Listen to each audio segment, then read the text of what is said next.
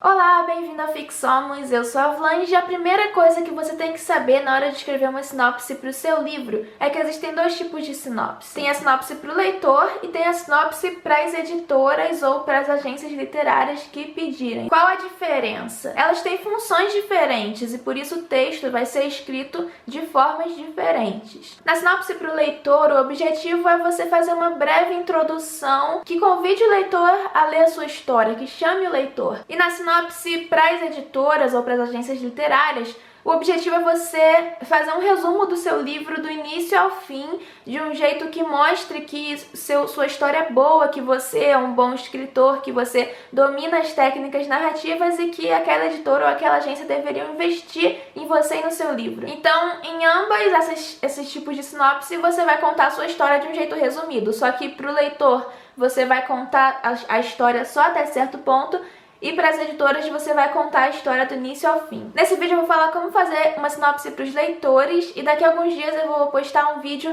dando dicas para fazer sinopse para as editoras. Como fazer uma sinopse para o leitor? O que é legal contar, o que é legal omitir e como fazer isso. Se o objetivo da sinopse é fazer uma breve introdução que convide o leitor a ler sua história, isso significa algumas coisinhas aí. Primeiro, significa que a sua sinopse tem que ser breve, tem que ser curta, o menor que você puder. Mas isso não significa que quanto menor, melhor, porque às vezes uma sinopse muito curta acaba não conseguindo colocar elementos que são importantes de se ter numa sinopse, e eu vou falar mais tarde desses elementos. Mas então, quando você pensa que a sua sinopse tem que ser curta, você tem que pensar em concisão, ou seja, falar tudo que é necessário com o mínimo possível de palavras. Na verdade, seu livro todo tem que ser assim. E para que a sua sinopse tenha sucesso em chamar o leitor para ler sua história, você precisa mostrar, a sua sinopse precisa mostrar que sua história é interessante. Isso se faz a partir de mostrar na sinopse alguns elementos importantes da história, que são elementos que eu identifiquei em várias sinopses de vários livros, porque eu li várias sinopses procurando justamente elementos em comum entre elas, várias sinopses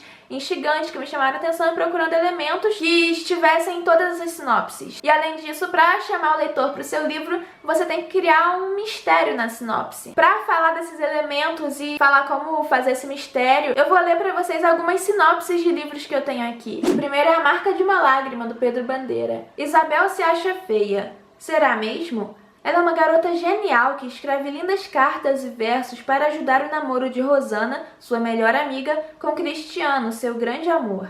A morte da diretora da escola, terá sido mesmo suicídio, vem alterar sua vida e precipitar a tragédia. Isabel foi testemunha de uma cena muito suspeita e sua vida está ameaçada. Acuada, desesperada, a ideia da morte começa a tomar conta de todo o seu ser, enquanto seu coração se despedaça pelo amor por Cristiano. O primeiro elemento, então, é o protagonista. Numa boa sinopse, você não apenas deixa claro quem é o protagonista, como também diz alguma coisa sobre esse personagem. Na sinopse de A Marca de uma Lágrima, o leitor, além de saber que a Isabel é a protagonista, além de receber essa informação, também recebe algumas informações sobre características da protagonista. A sinopse diz que ela se acha feia, então ela é insegura. Ela tá ajudando a melhor amiga a pegar o crush dela mesma, da Isabel. Então isso significa que ela é trouxa. Esse livro inteiro aqui foi impresso no papel de trouxa da Isabel. Pra falar do protagonista, você muitas vezes tem que falar de outros personagens importantes que estejam ligados ao protagonista. E nessa hora, uma boa sinopse menciona o mínimo possível de outros personagens, principalmente de personagens nomeados. O ideal é que na sua sinopse inteira você tenha no máximo uns 3 personagens nomeados. Então, se você for falar do pai, você pode simplesmente falar o pai, o chefe, os amigos, etc. Não precisa ficar botando nome se não tiver necessidade. E outra dica pra você não ter que mencionar um monte de personagem na sinopse é usar a voz passiva. Ou seja, ao invés de um dia o diretor da escola diz ao protagonista que sua mãe o mandou pra casa urgentemente. Passando pra voz passiva, você pode escrever: um dia na escola o protagonista é avisado de que sua mãe o mandou ir pra casa urgentemente. Assim, ao invés de ter 3 personagens numa mesma frase, você tá cortando pra 2. Porque muito personagem numa sinopse é muita informação desnecessária. desnecessária. O próximo elemento é o conflito. A morte da diretora da escola, terá sido mesmo suicídio, vem alterar sua vida e precipitar a tragédia. O conflito principal da história é aquele momento em que tudo muda, em que o rumo da vida do protagonista muda. Em termos da jornada do herói, que eu vou deixar o card aqui, é o acontecimento que tira o herói do mundo comum e coloca ele no mundo especial. E numa sinopse, o conflito não precisa necessariamente ser apresentado depois da apresentação do protagonista. Muitas vezes essas coisas são apresentadas na sinopse ao mesmo tempo, e aliás, esses elementos todos que eu vou falar, eles não têm necessariamente uma ordem de aparição. Um exemplo do protagonista e do conflito sendo apresentados ao mesmo tempo é na sinopse de A Guerra dos Tronos, que eu peguei a do Scooby. Quando Eddard Stark, Lorde do Castelo de Winterfell, aceita a prestigiada posição de mão do rei oferecida pelo velho amigo rei Robert Baratheon, não desconfia que sua vida está prestes a ruir em sucessivas tragédias. Só nessa primeira frase, a sinopse já coloca ao mesmo tempo o protagonista, o conflito e ainda um personagem secundário importante. E continuando a leitura dessa sinopse, a gente tem: sabe-se que Lord Stark aceitou a proposta porque desconfia que o dono anterior do título fora envenenado pela manipuladora rainha, uma cruel mulher do clã Lannister, e sua intenção é proteger o rei. Mas ter como inimigos Lannister pode ser fatal. A ambição dessa família pelo poder parece não ter limites e o rei corre grande perigo. Agora, sozinho na corte, Eddard percebe que não só o rei está em apuros, mas também ele e toda a sua família. Quem vencerá a Guerra dos Tronos? E aqui a gente pode perceber mais um elemento presente em boas sinopses, que é o perigo, os riscos, o que está em jogo, a ameaça que o protagonista vai ter que enfrentar nessa história. Mas ter como inimigos Lannister pode ser fatal. A ambição dessa família pelo poder parece não ter limites e o rei corre grande perigo. Agora, sozinho na corte, Eddard percebe que não só o rei está em apuros, mas também ele e toda a sua família. Então esse é o perigo que o Eddard, ou o Ned, pra quem é mais íntimo, isso é o que ele vai enfrentar, o perigo que os Lannister estão trazendo pra cima dele, da família dele e do rei. Em A Marca de uma Lágrima, esse finalzinho aqui, Isabel foi testemunha de uma cena muito suspeita e sua vida está ameaçada. Acuada, desesperada, a ideia da morte começa a tomar conta de todo o seu ser, enquanto seu coração se despedaça pelo amor por Cristiano. Então aí os perigos, a Isabel foi testemunha de uma coisa suspeita, então o leitor imagina ou que quem tá por trás daquela cena suspeita passa a ser uma ameaça para Isabel, ou então que a Isabel vai tomar alguma decisão perigosa a partir disso. E ainda tem essa ideia da morte crescendo dentro dela. Ela que é uma menina insegura e que tem um grande amor não correspondido. É o perigo que vai dar motivo para o leitor se preocupar com o personagem antes mesmo de ler a história. E isso vai criar uma curiosidade no leitor para saber como o personagem vai lidar com esse perigo, com esses riscos. Eu vou ler mais uma sinopse de O Fim da Eternidade, do Isaac Asimov. O tempo não para. Você certamente conhece essa máxima, mas um outro ditado popular afirma que toda regra tem uma exceção. Os Eternos são a exceção à regra, qualquer regra, pois eles dominam a tecnologia de viagens no tempo e por incontáveis eras dominaram indiretamente a humanidade, interferindo em sua evolução sempre que julgavam necessário, usando todos os meios ao seu alcance, mudando o curso da história, tudo para o bem da raça humana.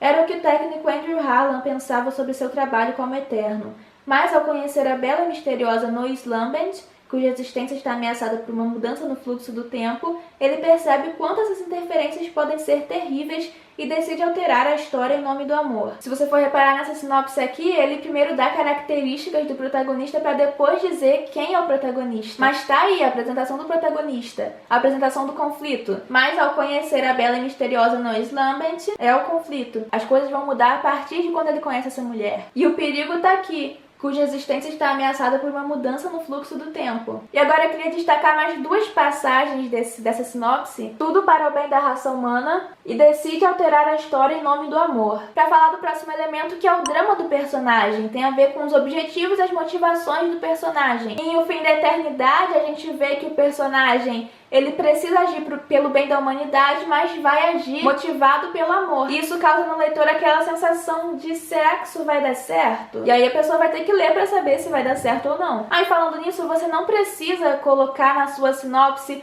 no final dessa sinopse, só lendo pra saber. Você não precisa botar isso, porque o objetivo da sinopse é fazer o leitor ler pra saber o que vai acontecer. Então você colocar isso acaba sendo uma coisa meio imatura. E voltando ao drama, né, esse elemento que eu tô falando, em A Marca de uma Lágrima, quando a sinopse diz que a Isabel ajuda a melhor amiga a ficar com um grande amor, você já tem aí o embate entre a amizade de um lado e o amor de outro, e aí você tem a tristeza e a insegurança da Isabel que vão ser colocadas à prova quando ela começar a pensar mais em morte. Então o drama da protagonista está todo colocado ao longo da sinopse. Na sinopse de A Guerra dos Tronos, você tem a amizade entre o Ned e o rei, você tem a família do Ned sendo colocada em risco, e o Ned é um lorde, um patriarca, então a família é uma coisa muito importante, e você já imagina que a preservação da família vai ser uma motivação muito importante para ele, e ao mesmo tempo você também tem a suspeita de que a rainha matou o antigo rei, então tem aí uma motivação moral pro Ned enfrentar o perigo de se colocar contra os Lannister. Então explicitar o drama do personagem é uma maneira de você criar uma história interessante ainda na sinopse. E o último elemento que eu quero abordar é o tom da história, o clima da história. É uma história romântica? É um livro policial violento? É uma fantasia medieval? Um drama familiar? É uma história pra rir ou uma história pra chorar? Uma história pra adolescentes ou pra adultos? É uma história leve sobre o cotidiano ou é um livro erótico? Na sinopse é bom que você antecipe pro leitor o tom que ele deve esperar daquela história. Na sinopse de O Fim da Eternidade você já consegue perceber que é uma ficção científica com viagem no tempo e ao mesmo tempo uma coisa romântica, de amor. Eu vou ler mais duas sinopses para vocês prestarem atenção na diferença de tom. A partir dessas sinopses você já vai esperar coisas completamente diferentes de cada um desses livros, e além disso você também vai poder reparar nos outros elementos que eu falei aqui, estão presentes nessas duas sinopses que eu vou ler. O Senhor das Moscas, do William Golding, é o primeiro. Depois de um desastre aéreo ocorrido durante um conflito planetário, um grupo de meninos e rapazes encontra-se numa ilha deserta sem qualquer adulto. Pareceria a situação ideal para experimentar uma organização social fundada na liberdade natural, mas pouco a pouco o grupo é tomado pelos medos e pelas inseguranças dos seus vários indivíduos, que afrouxam o controle racional e deixam vir à tona um instinto agressivo e selvagem. Um instinto capaz de destruir qualquer forma de colaboração ou solidariedade e que conduz a um desfecho trágico. E o outro é Traços, do Eduardo Silto. Quando Mateus aceitou acompanhar Beatriz na festa do colégio, jamais imaginou que terminaria a noite participando de um ritual místico de veracidade duvidosa para saber o que o futuro reservava para ele e a amiga. Assim que as velas que os cercavam se apagam e uma resposta esquisita encerra a cerimônia, Beatriz leva o resultado a sério e entende que deve fugir da cidade pequena para se encontrar com seu destino nas ruas de São Paulo. Perdido no meio de tudo, Mateus é obrigado a repensar o que considera certo ou errado quando é convidado para participar do plano maluco de fuga e decide que precisa passar por cima dos limites impostos pelos pais para finalmente ser capaz de entender quem realmente é. Os dois amigos partem sozinhos para a metrópole e carregam consigo não somente as malas nas costas, mas também o peso de todos os problemas que achavam que estavam deixando para trás. Sem ter ideia do que estão enfrentando, Mateus e Beatriz descobrem mais sobre si mesmos, criam e quebram laços e encaram desafios que jamais pensaram que confrontariam, enquanto contavam as moedas para realizar esse grande plano que iria mudar suas vidas para sempre. Só pela sinopse você já é capaz de ver a completa diferença entre esses dois livros. E a essa altura você já deve ter percebido que criar esse mistério atrativo na sinopse é uma questão de usar bem esses elementos que eu falei. E além disso, você também tem que ter em mente que a sinopse é um resumo da trama principal do livro, então tramas secundárias têm que ficar de fora da sinopse, senão vai ser muita informação desnecessária. Lembra que o texto é para ser conciso. E uma última lembrança é que a sinopse, por padrão, é escrita no presente em terceira pessoa. Como vocês viram em todas essas sinopses que eu li, não importa se o livro é escrito no passado, em primeira pessoa, o padrão da sinopse é terceira pessoa no presente, ok? Finalmente, então, chegamos ao fim do vídeo. Se você gostou, dá um like, se inscreve no canal. Daqui a alguns dias eu vou postar o vídeo sobre como fazer uma sinopse para as editoras ou agências literárias. Se você quiser checar meus contos lá no Wattpad, o link tá aqui na descrição, assim como links para as minhas redes sociais, para a página do canal lá no Facebook, que eu posto umas coisas sobre escrita, geralmente umas coisas humorísticas. Me segue também lá no Twitter, no Instagram, @vlandekendê, e até a próxima!